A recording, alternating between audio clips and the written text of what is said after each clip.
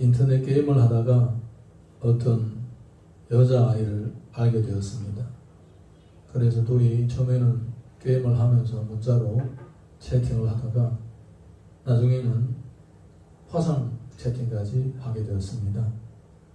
여자아이를 보니까 얼굴도 귀엽게 생기고 참 사랑스럽게 생겼습니다. 그래서 게임을 할 때마다 이제 또 채팅을 이렇게 신청을 해서 둘이 같이 대화도 하고 하는 대화를 했습니다. 게임도 같이 하고 그랬습니다. 근데 이제 가끔 있다가 채팅을 신청하게 되면 엄마가 나와가지고 얘가 잠들었다, 나중에 해라, 그렇게 얘기를 하는 거예요. 죄송합니다 이모님, 안녕히 주무십시오 하고 끊었습니다. 그런 일이 중간중간에 몇 번씩 있었던 거예요. 한 1년 후에 이 여자아이가 이제 우리 채팅을 그만하자라고 얘기를 하는 것입니다. 왜 그러냐고 물어봤더니 사실 내가 숨기고 있는 것이 있다. 그래서 이제는 채팅을 안 했으면 좋겠다. 뭘 숨기고 있었느냐 물어봤더니 이 여자아이가 하는 말이 사실은 그 여자아이 모습은 내가 화장을 했을 때의 모습이다. 그 엄마의 모습이 내 원래 모습이다. 한 사람이 화장을 하면 예쁘고 어린 여자아이고 화장을 지우면 아주머니 두 모습으로 이렇게 그랬다고 합니다. 사랑하는 성도 여러분, 우리는 사람에게 어떻게 보일지언정 하나님 앞에서는 하나님을 속일 수가 없습니다. 하나님은 우리의 겉을 보고 판단하시는 것이 아니라 우리의 믿음을 보고 판단하시는 것입니다. 이 호세아 선지자가 하나님의 말씀을 전할 때에 이 북쪽 이스라엘은 나름대로 꽤나 부유했던 나라이고 꽤나 잘 나가는 나라였습니다. 그래가지고 이 사람들은 아쉬운 것이 없는 그러한 민족으로 살아갔던 것입니다. 그런데 하나님 보시기에는 그들의 속은 이미 다 썩어갔고 심판이 한 걸음 한 걸음 한 걸음 그들의 삶 가운데로 다가오고 있었던 겁니다. 그들은 전혀 눈치를 못 채고 있었어요. 마냥 이렇게 점점 잘 되어갈 것이다라고 착각하고 있었던 겁니다. 오늘 본문을 보게 되면 그러면 이들이 어떤 것들이 문제가 있었는가 하나님께서 보여주고 계십니다. 우리 호세아서 12장 1절 2절 같이 읽어보겠습니다. 1절 2절 시작.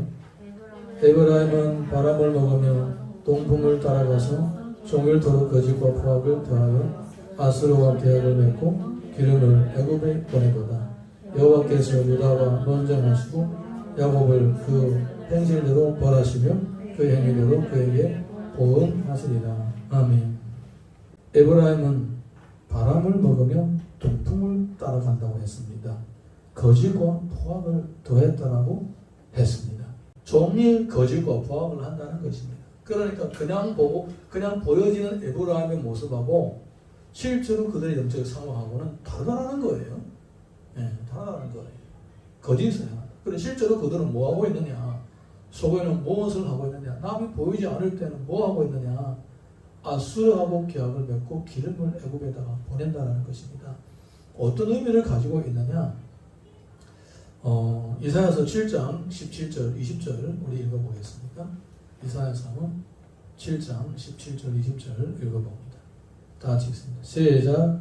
여호와께서 에브라임이 유다를 떠날 때부터 당하여 보지 못한 날을 너희 백성과 내 아버지 집에 임하게 하시리니 곧 아수르 왕이 오는 날이니라.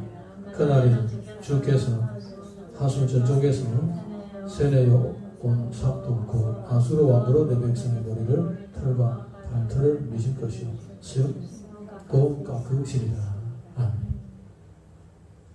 이사야서 36장 6절 보겠습니다.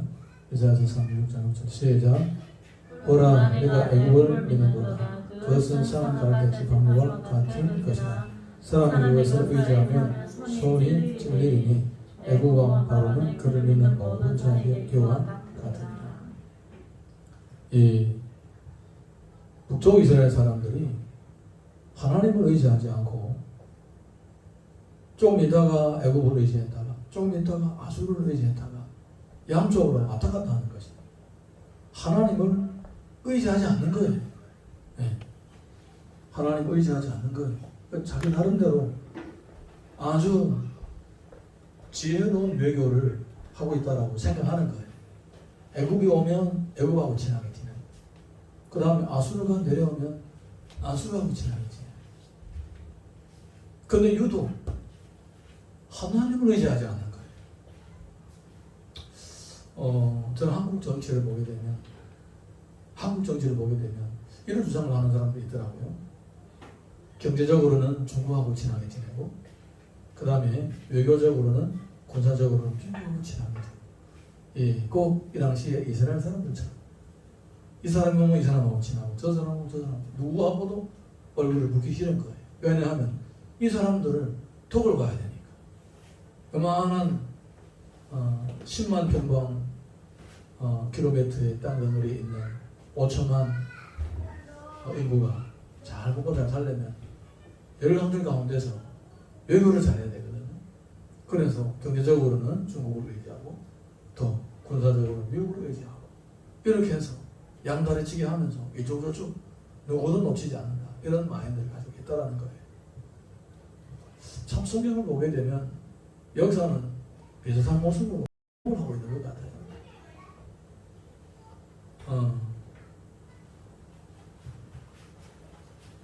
하나님을 의지하지 않고 인간의 머리로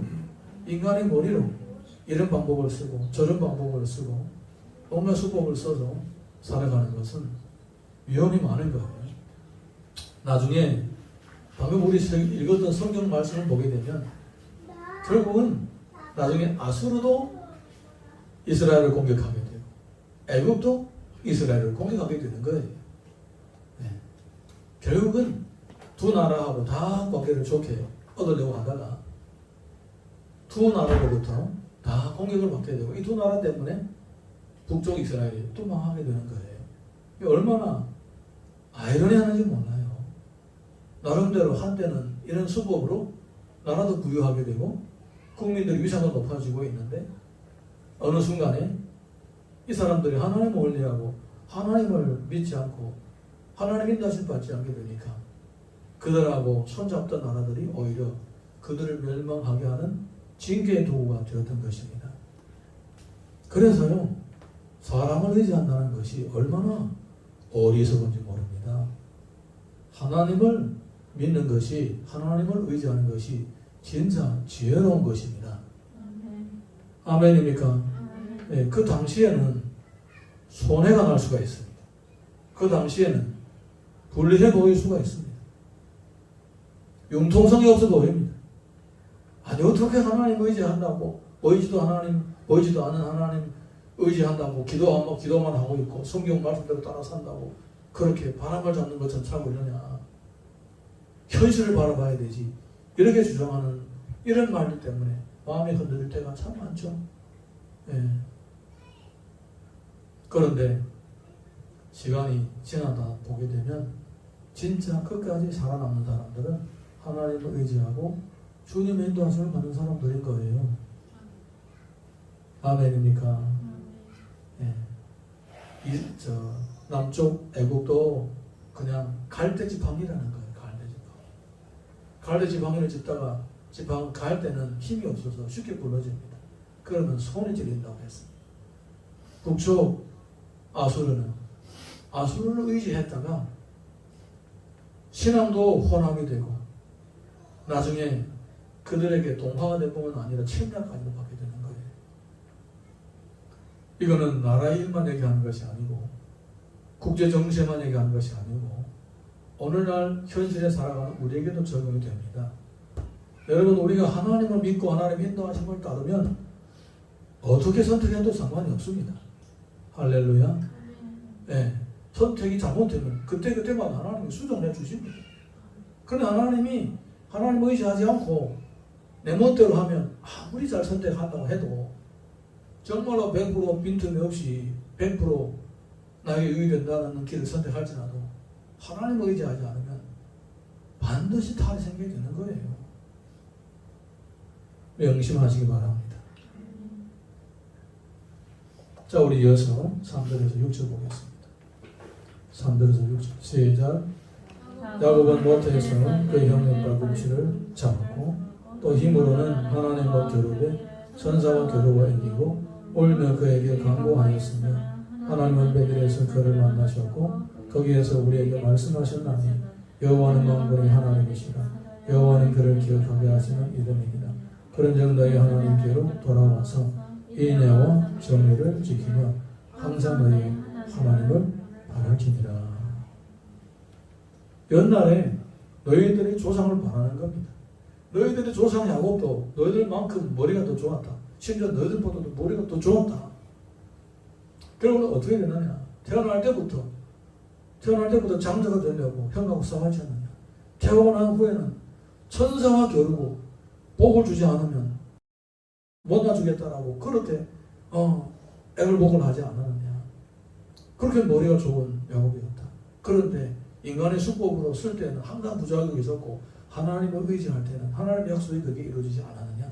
그러니까 너희 조상들의 그 머리 좋은 수법을 배우면서 동시에 그의 믿음도 못 만드나 이거예요.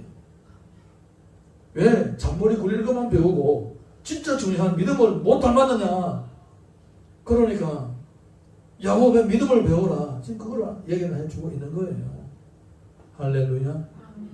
여러분, 우리가 성경을 보다가 성경을 통하여 뭔가 수법만 배우고 끝난다면 그건 안 믿는 사람과 차이가 없는 거예요. 성경에서는 우리에게 수법을 가르쳐주는 게 아니에요.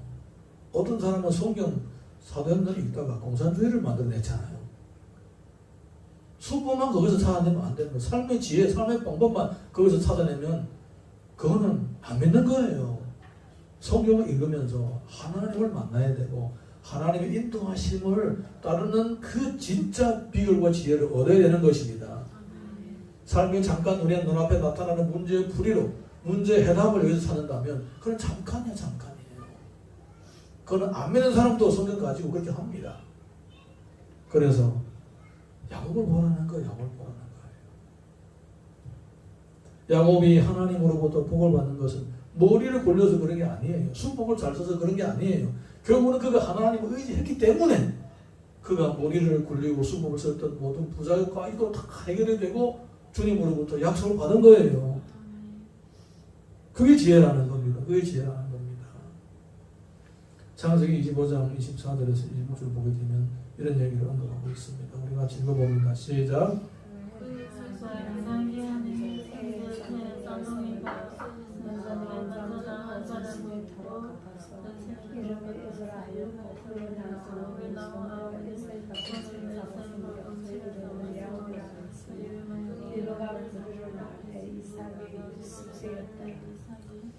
아멘. 이렇게 태 속에서도 싸웠다. 성경에서는 말씀하고 있습니다. 그리고 창세기 25장 24절에서 26절 읽어보겠습니다.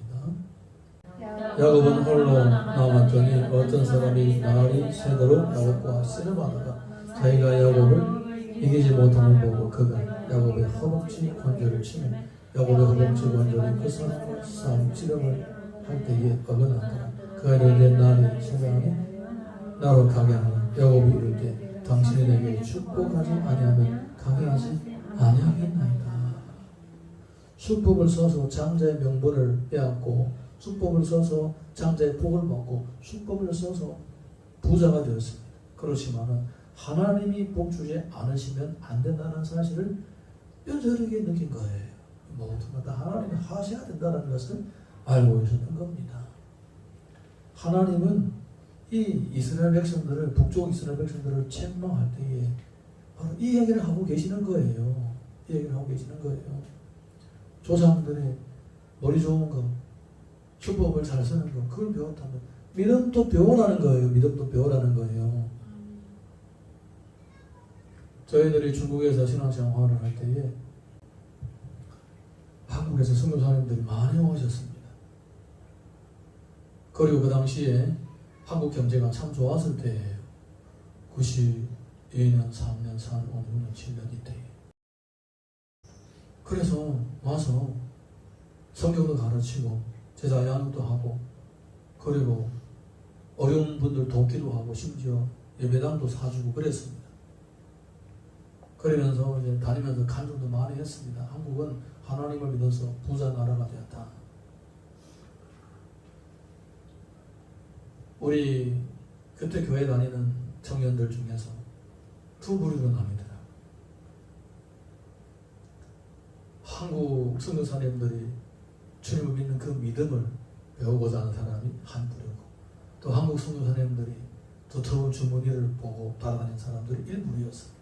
실제로 그랬습니다. 처음에는 다 같이 출발했는데 시간이 좀 지나니까 싹 나눠지게 되는 거예요. 나눠지게 되는 거예요. 나중에 97년도 IMF 걸리고 또 여러 가지 어려운 상황이 생기니까 다 나눠지는 거예요. 나눠지는 거예요. 사랑하는 성도 여러분, 우리는 주님을 믿고 주님이 하셔야 된다는 이 사실을 굳건하게 믿고 주님을 따라야만이 우리 삶 가운데 진정한 약속된 은혜가 임하는 것입니다. 할렐루야. 그러지 않고 우리의 잔머리를 돌리고 이렇게 하다 보게 되면 하나님을 믿는 사람이라는 줄무늬만 가지고 있으면서 실제로는 불신자로의 삶을 살게 된다는 거예요. 우리는 항상 진짜 예수님을 믿는 사람으로 하나님 앞에 세워지기를 주님 이름으로 축원합니다. 초등학교 다닐 때에 동창이 아주 돈이 많은 부잣집이었습니다. 그런데 이 동창이 자기 부모가 뭐 하는지 얘기를 안 하는 거예요. 물어봐도 말을 안 하는 거예요. 그래서 그러저러 이렇게 동창 같이 학교를 가다가 나중에 고등학교가 됐어요. 졸업할 때가 되었어요.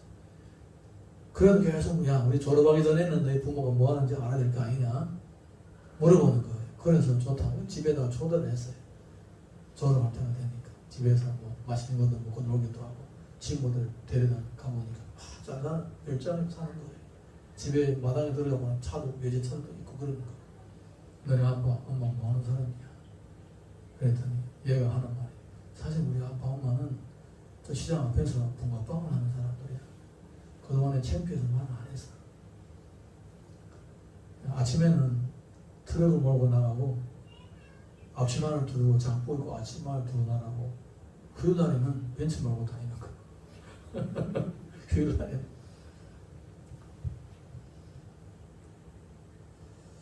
여러분 누구한테 어떻게 보여지는가 중요한 게 아닙니다. 내가 하나님 앞에 어떤 존재로 사느냐 그게 중요한 거예요. 네. 나는 어떻게 평생 신앙생활을 해야 될 것인지 이거는 우리가 출발할 때부터 다 정리가 돼야 되고 벌써 다 끝나야 되는 거예요. 예수님 믿다가 20년 30년 믿다가 내가 지금 이렇게 살아도 되냐? 이렇게 되면 이건 곤란한 거예요. 이런 사람도 위험한 거예요. 네.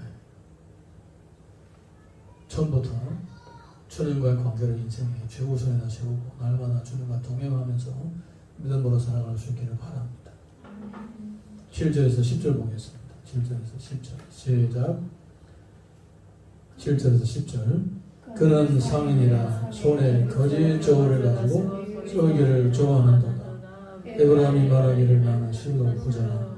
내가 재물을 얻었는데 내가 수고한 모든 것 중에서 죄라 할 만한 뿌리를 내게서 찾아낼 자가 없으리라 하더니와 내가 애국 땅에 있을 때부터 나는 내 하나님 여호와니라. 내가 너로 다시 장막에 거주하게 하기를 명절날에 하던 것 같게 하리라. 내가 여러 선지자에게 말하였고 이상하나 보였으며 선지자들을 통하여 뷰를 베풀었노라. 아멘. 이 사람들은 우리는 정직한 상인이다. 우리가 수고하고 열심히 일해서 돈 벌어서 부자가 되었다. 이렇게 얘기를 합니다. 그렇지만 하나님이 보시기에 아무렇다라는 겁니다.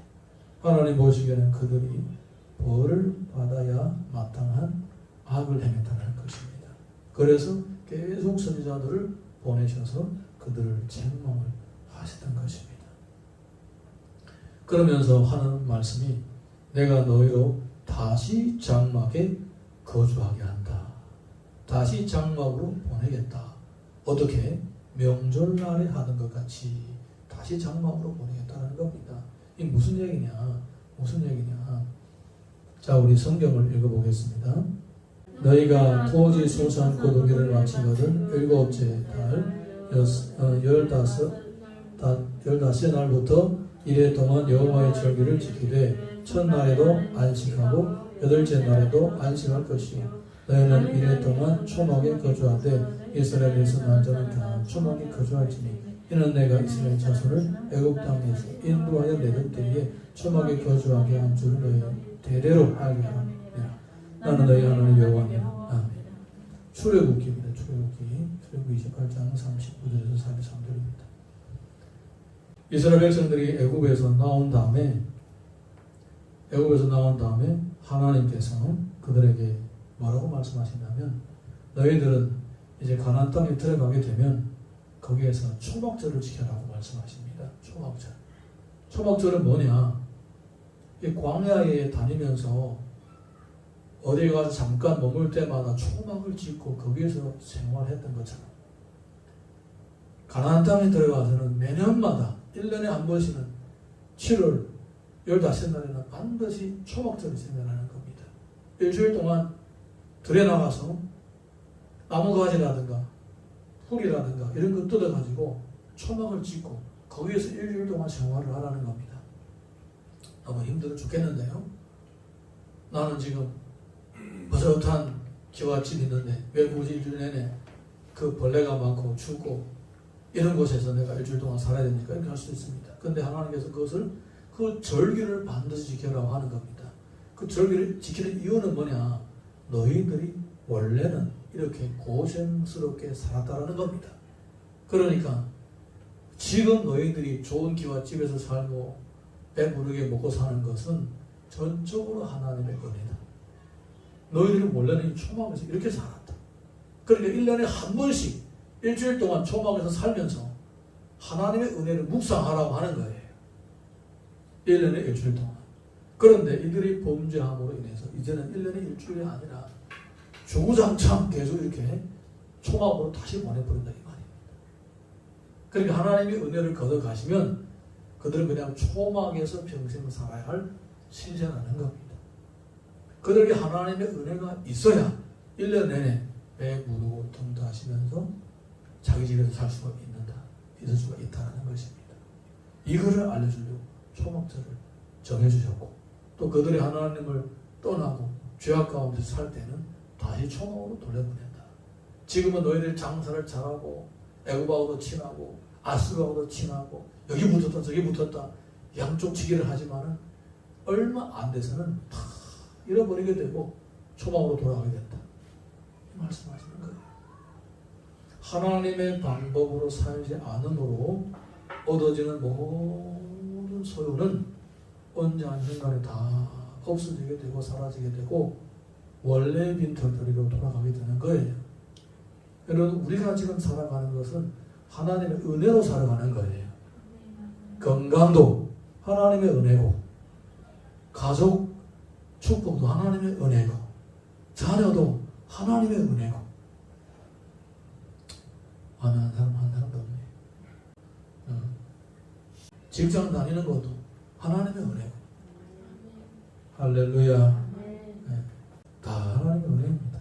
이 하나님의 은혜를 망각을 하고 내가 머리 좋다고 지혜를 의지하고 내 수복이 좋다고 수복을 의지하고 내가 누구 유명한 사람을 안다고 그 사람을 의지하고 이렇게 살다 보게 되면 결국은 에브라임처럼 북쪽 이스라엘처럼 그런 꼴이 나는 것입니다. 자, 이어서 11절에서 14절 보겠습니다. 호세아서 12장 11절에서 14절 시작. 기럇은 불의하며 과잉절하며 그들은 거짓들이다. 길갈에서는 무리가 수송아지로 제사를 드리며 그 제단은 바디람에 쌓인 돌무더기 같도다. 여우리 아람이들로 도망하였으며 이스라엘 아내를 기회하여 사람을 섬기며 아내를 기회하여 양을 치고 여호와께서는 한 선지자로 이스라엘을 애굽에서 인도하여 내시고 이스라엘의 한 선지자로 보고 반하거나 에브라임이 경노하게 하며 극심하였으니 그의 주께서 그의 피로 그의 위에 머물러 있게 하시며 그의 술취를 그에게 돌리시리라. 아멘. 무슨 얘기냐면 보라 너의 조상 이삭을 보라는 겁니다. 조상 야곱을 보라는 겁니다. 야곱 형에게 쫓겨서 아람으로 갔을 때는 자기 수포 머리를 굴려서 외삼촌 집에 20년 동안 있으면서 아내도 얻고 재산도 얻었다. 그리고는 고향에 돌아와서 나중에 살기 어려우니까 또 애굽으로 내려갔다. 그러니까 너희들이 지금 너희 조상 야곱하고 하는 것 똑같다. 너희 조상 야곱도 옛날에는 한때는 북쪽 아랍을 바라봤다가 한때는 애굽을 바라봤다. 그런데 결정적으로 너희들하고 너희 조상 야곱이 다른 점은 뭐냐? 똑같게 여기 바라봤다 저기 바라봤다 했지만 너희 조상 야곱은 끝까지 하나님을 의지하고 하나님의 인도하심을 따라서 여기 갔다 저기 갔다 한 것이야. 너희들은 뭐냐? 너희들은 잔머리를 굴려서 여기 갔다 저기 갔다 하는 것이다 하는 겁니다. 차이가 여기 있는 거예요. 차이가 여기 있는 거예요. 아마 에브라임 사람들은 나름대로 우리 조상 야곱 봐라. 힘들 때는 북쪽으로 갔다가 또 힘들 때는 남쪽으로 갔다. 그래 그분도 그랬잖아. 우리가 뭐 잘못이 있느냐 이렇게 반박할 수도 있어요. 그런데 사실은 본질적으로 다른 거예요. 야곱이 여기 갔다 저기 갔다 하는 거는 하나님의 인도하심을 따라간 거예요. 할렐루야. 그런데 이들은 자기 머리를 굴리면서 그때마다 자기 생각으로 간 거예요. 이 하나님 인도하심이 없는 거예요. 하나님이 그들을 인도하신다면 그렇게 인도하지 않으세요. 그런데 그들은 단순히 그냥 수법만 배우는 것이지 영적인 깊이를 발견하지 못한 거예요. 조상의 수법만 배웠지 조상의 믿음을 담아가지 못했던 거예요. 이게 바로 광론적인 문제입니다. 사실 겉으로 보면 야곱의 후손들이나 다 머리를 굴리고 인간의 수법이 뛰어난 그런 사람이었어요. 그런데 좀 깊이 들어가 보게 되면 다른 거예요. 야곱이나 이삭이나 믿음의 사람이었던 거예요. 할렐루야. 이사야서 41장 14절 보겠습니다. 자, 우리 같이 읽습니다. 시작. 버러지 같은 너 야곱아, 너 이스라엘 사람들은 두려워하지 말라. 나 여호와가 말하노니 내가 너를 도울 것이나 내 구속자는 이스라엘의 거룩한 이이니라. 아멘. 하나님께서는 야곱아, 버러지 같은 야곱아, 이 벌레와 같은 자야, 이런 뜻이에요. 그러니까 야곱도 하나님 보시기에 벌레와 같은 존재고 그 후에 그들의 후손들도 다 벌레와 같은 존재인데 다른 것이 뭐냐? 야곱은 믿음으로 하나님의 인도하심을 따라서 살았다는 거예요. 할렐루야. 박쥐라는 동물이 있어요. 박쥐라는 동물이 숲속의 동물들이 패싸움을 했습니다. 패싸움을 했는데 호랑이 중심으로 네 발 가진 짐승, 포유동물이라고 하죠. 네 발 가진 짐승들이 한 패, 그 다음에 독수리 중심으로 날개 가지고 날아다니는 짐승 한 패 가지고 두 패가 싸우는 거예요. 두 패가 계속 숲속에서 패가름해서 싸우는 거예요. 어느 날에 까마귀가 박쥐를 만났어요. 박쥐 보고, 야, 너는 왜 우리와 싸우지 않느냐? 너는 저 사람 편이 아니고 우리 편이잖아. 넌 날개 있잖아. 그래, 맞다. 날개 있어. 날개 퍼득. 그래서 같이 따라다니는 척을 했어. 얼마 후에 또 혼자 돌아다니다가 이번엔 여우를 만난 거예요. 야, 저놈 날개 달린 새야, 잡아! 그래서 네 발 가진 짐승들이 막 이제 박쥐를 쫓아가는 거예요. 박쥐가 아니야. 난 날개 달아도 난 날개 달아도 난 네 발 가진 짐승과 똑같아. 새끼를 낳고 젖을 먹여. 봐봐. 그래 알려주는 거야. 나 사실 포유동물이야. 그냥 날개 달린 것 뿐이야. 얘기를 하는 거야. 아, 그래. 너 그러면 우리와 같이 싸워야 돼? 야, 알았어. 그래 또 이제 네 발 가진 짐승들과 같이 휩쓸려 돌아다닙니다. 그러다 어느 주에 또 사라져버립니다. 슬그만 없어져버리는 거야. 이렇게 숲속에서 네 발 가진 짐승하고 날개 달린 짐승들이 서로 이렇게 싸우고 어느 날, 야, 우리 계속 이렇게 싸우지 말자. 평화롭게 지내자. 그래서 호랑이하고 독수리가 이제 서로 만나서 담판을 했습니다. 이제 평화롭게 지내는 교류를 했습니다. 그래서 그날에 잔치를 베풀었어요. 숲속에 모든 나이 가진 집순들하고 뇌발 가진 집순들이 같이 축제를 했습니다. 근데 그날에 박쥐가 혼자 있었습니다. 가고는 싶은데 못 갔습니다. 내가 뇌발 가진 저승의 무리로 가야 되나? 아니면 새의 무리로 가야 되냐? 이쪽에 가면 이쪽 사람들 욕할 것 같고 저쪽 가면 저쪽 사람 욕할 것 같고 그래서 혼자 산골에 들어가 있었다. 그때부터 지금까지 박쥐는 늘 산골에서 빛을 못 보고 산다고 합니다.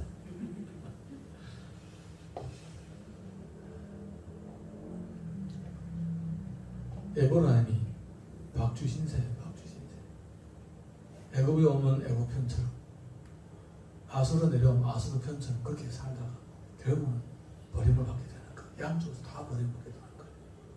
여러분, 하나님을 믿고 하나님을 의지하는 야곱처럼 살아야 하나님께도 버림을 받지 않고 사람들에게도 인정을 받게 되는 거예요. 예. 사람의 인정을 받으려고 이쪽 치기 저쪽 치기 하게 되면 결국은 다 이렇게 되고 하나님으로부터 버림을 받기까지 하게 되는 거예요. 여러분, 우리가 이 세상에 살다 보게 되면 정말로 누군가의 도움이 필요할 때가 있습니다.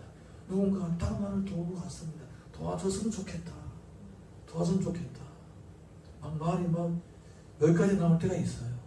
그런데 하나님 인도하시지 아니면 입을 닫고 기도해야 됩니다. 반드시 하나님 인도하심 받아야 됩니다. 할렐루야. 예, 우리가 뭐 예를 들어서 그냥 인간의 수법으로 머리를 굴리면서 성경을 읽으면서 여기서 지혜를 얻어가지고 살 것 같으면 하나님도 필요 없고 예수님도 필요 없고 성령님도 필요 없어요. 그런데 결과가 어떻겠습니까? 당분간에 있는 뭐가 되는 것 같고 쉬운 것 같지만 결국은 갈 길이 없게 되는 거예요. 나중에. 예, 임신은 조금 힘들고 기도도 많이 해야 되고 또 때로는 애타게 기다려야 되는 그런 아픔도 있지만은 우리가 주님 인도하심을 따르게 되면 점점 더 형통하게 되고 하나님으로부터도 인정받게 되고 사랑 가운데서도 하나님 예비하신 사람을 만나게 됨으로써 우리 앞길이 더 탄탄대로로 열리는 겁니다. 여러분, 야곱의 겉만 담고 야곱의 믿음을 본받지 못했던 에브라임의 모습 보셨죠? 네, 무리만 가지지 마시고 야곱의 믿음까지 담고 믿음의 선배들의 믿음까지 닮아서 믿음의 사람으로 설 수 있기를 주님 이름으로 축원합니다. 네, 우리 다 같이 일어나셔서 찬양 하나 부르고 기도하겠습니다.